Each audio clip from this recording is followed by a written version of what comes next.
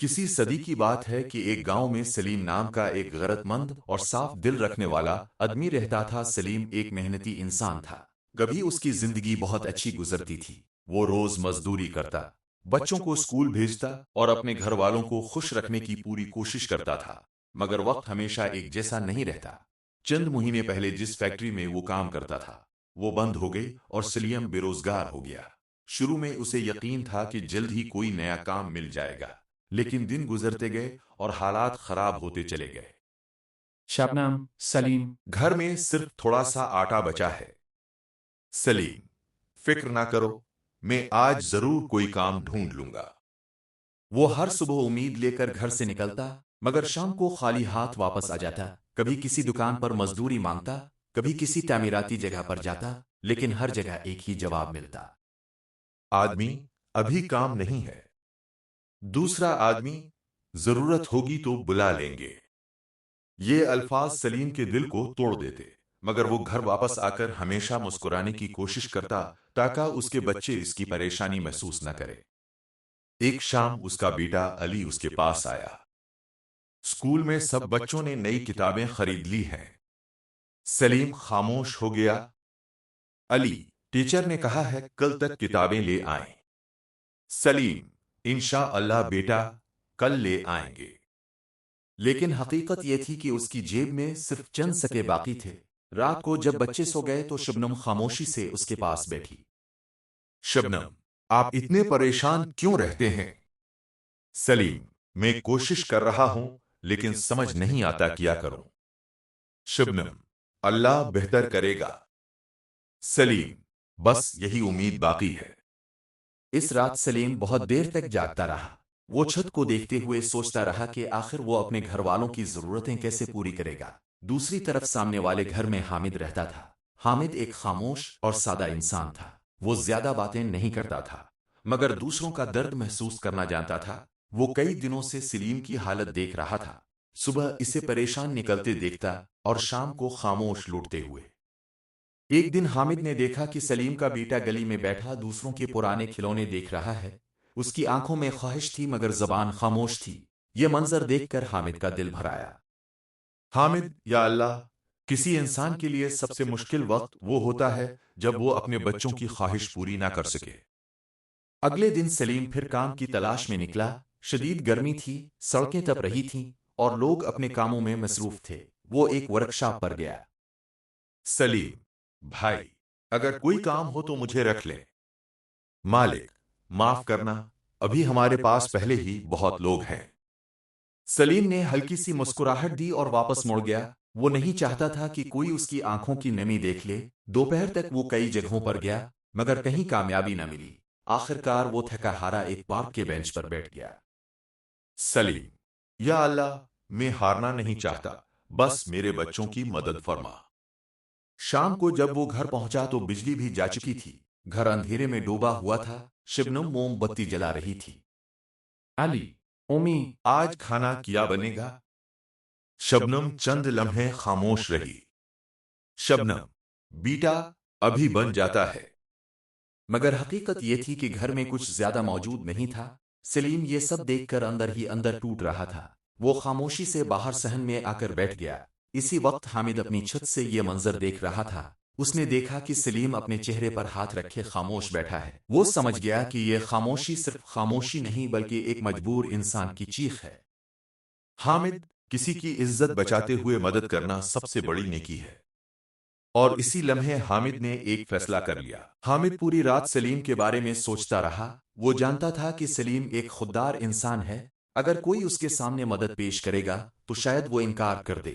اسی لیے حامد نے فیصلہ کیا کہ وہ اس کی مدد کرے گا، مگر اس طرح کہ سلیم کی عزت بھی قائم رہے۔ اگلی رات جب پورا محلہ خاموش ہو گیا اور لوگ اپنے گھروں میں سو گئے تو حامد آہستہ سے اٹھا۔ اس نے ایک بڑا سا تھیلا لیا اور اس میں آٹا، چاول، دال، چینی اور کچھ دوسری ضروری چیزیں رکھ دیں۔ پھر اس نے اپنی جیب سے چند پیسے نکال کر تھیلے کے اندر رکھے۔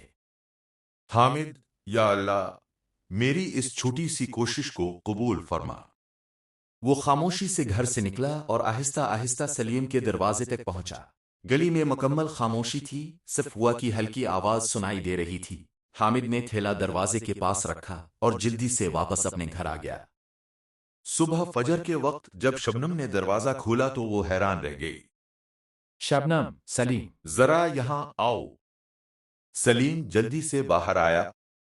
सलीम, क्या हुआ? शबनम, ये देखो, दरवाजे के बाहर राशन रखा है। सलीम हैरत से थैले को देखने लगा। सलीम, ये किसने रखा होगा? शबनम, पता नहीं, मगर अल्लाह ने हमारी सुन ली। अली खुशी से दौड़ता हुआ आया। हेलो अम्मी, आज खाना बनेगा ना? शबनम की आंखों में आंसू आ गए। शबनम, हाँ बेटा, आज अच्छा खाना बनेगा। सलीम खामोश खड़ा थैले को देखता रहा। इसके दिल में शुक्र भी था और हैरत भी। वो सोच रहा था कि आखिर कौन है जो उनकी मदद कर रहा है। इस दिन कई दिनों बाद उनके घर में सुकून का माहौल था। बच्चे खुश थे और शबनम के चेहरे पर भी हल्की सी मुस्कुराहट आ गई थी। दूसरी तरफ हामिद अपनी खिड़की से ये सब देख रहा था। बच्चों की खुशी देखकर इसके चेहरे पर भी सुकून आ गया। हामिद, या अल्लाह, किसी के घर में खुशी लाने से बड़ा सुकून और कुछ नहीं। ये सिलसिला वहीं खत्म नहीं हुआ। अगली रात भी हामिद खामोशी से राशन लेकर आया। कभी वो दूध रख जाता, कभी बच्चों के लिए फल और कभी कुछ पैसे। हर बार वो यही कोशिश करता कि किसी को उसके आने का पता ना चले। एक दिन अली बहुत उदास बैठा था। शबनम, क्या हुआ बेटा? अली, उम्मी, कल स्कूल की फीस जमा करवानी है। अगर फीस न दी तो टीचर क्लास में नहीं बैठने देंगे। शबनम खामोश हो गई। उसके पास कोई जवाब नहीं था। रात को सलीम बहुत देर तक परेशान बैठा रहा। सलीम, समझ नहीं आता अब क्या होगा। शबनम, अल्लाह कोई रास्ता निकाल देगा। इसी रात हामिद ने एक लफाफे में कुछ पैसे रखे और खामोशी से सलीम के दरवाजे के नीचे से अंदर सरका दिए। सुबह अलाई ने लफाफा देखा। ये पैसे कहां से आए? सलीम ने लफाफा खुला तो उसमें इतने पैसे थे कि फीस अदा हो सकती थी। सलीम की आंखें भर आए। सलीम, अल्लाह तो अपने बंदों को कभी अकेला नहीं छोड़ता। चंद दिन बाद सलीम मोहल्ले की दुकान पर गया। उसे शर्मिंदगी महसूस हो रही थी क्योंकि उसकी पुरानी इधार अभी बाकी थी। सलीम, भाई, मैं जल्द आपके पैसे दे दूंगा। दुकानदार हैरान हो गया। दुकानदार, अरे सलीम भाई, आपकी सारी धार तो कल ही अदा हो गई थी। सलीम चौंक गया। किसने अदा की? दुकानदार, एक आदमी आया था मगर उसने नाम बताने से मना कर दिया। सलीम खामोश हो गया। अब उसकी बेचैनी बढ़ने लगी थी। वो हर वक्त यही सोचता कि आखिर कौन है जो उसकी खुफिया मदद कर रहा है। रात को उसने शबनम से बात की। सलीम, मैं इस इंसान का शुक्रिया अदा करना चाहता हूं। शबनम, शायद वो नहीं चाहता कि कोई उसे पहचाने। सलीम, मगर उसने हमारे लिए जो किया है वो मैं जिंदगी भर नहीं भूल सकता। इधर हामिद अब भी खामोशी से अपनी मदद जारी रखे हुए था, मगर हर बार वो ज्यादा एहतियात करता ताकि उसका राज ना खिले। एक रात वो हस्ब मामूल राशन का थैला लेकर आया। जैसे ही इसने थैला दरवाजे के पास रखा, अचानक अंदर से हल्की सी आवाज आई। हामिद चौंकिया। इसे महसूस हुआ कि शायद आज कोई जाग रहा है। वो जल्दी से वापस मुड़ने लगा, मगर उसके दिल की धड़कन तेज हो गई। उसे अंदाजा नहीं था कि सलीम अब हकीकत जानने के बहुत करीब पहुंच चुका है। इस रात सलीम ने फैसला कर लिया था कि वो जाग कर देखेगा कि आखिर कौन है जो हर रात उनकी मदद करता है। वो खामोशी से दरवाजे के करीब बैठ गया। पूरा मोहल्ला सो चुका था। गली में मुकम्मल खामोशी थी। सिर्फ कभी कभी हवा की आवाज सुनाई देती थी। शबनम, आप अभी तक जाग रहे हैं? सलीम, आज मुझे हकीकत जाननी है। काफी देर गुजर गई, फिर अचानक दरवाजे के बाहर हल्की सी आवाज सुनाई दी। सलीम आहिस्ता से उठा और दरवाजे के करीब आ गया। बाहर एक साया खड़ा था जो खामोशी से राशन का थैला रख रहा था। जैसे ही वो वापस मुड़ने लगा, सलीम ने फौरन दरवाजा खोल दिया। सलीम, रुक जाओ। वो शख्स चौंक गया। चंद लम्हों की खामोशी के बाद सलीम ने हैरत से देखा। सलीम, हामिद, आप? हामिद ने नजरें झुका ली। हामिद, मैं नहीं चाहता था कि तुम्हें पता चले। سلیم کی آنکھیں نم ہو گئیں۔ سلیم، یہ سب آپ کر رہے تھے؟ سلیم، کیوں؟ حامد نے آہستہ سے جواب دیا، حامد، کیونکہ میں تمہاری عزت بچانا چاہتا تھا۔ یہ سن کر سلیم کی آنکھوں سے آنسو بہنے لگے۔ سلیم، میں تمہارا یہ احسان کبھی نہیں بھول سکتا۔ حامد، یہ احسان نہیں ہے بھائی، یہ پڑوسی کا حق ہے۔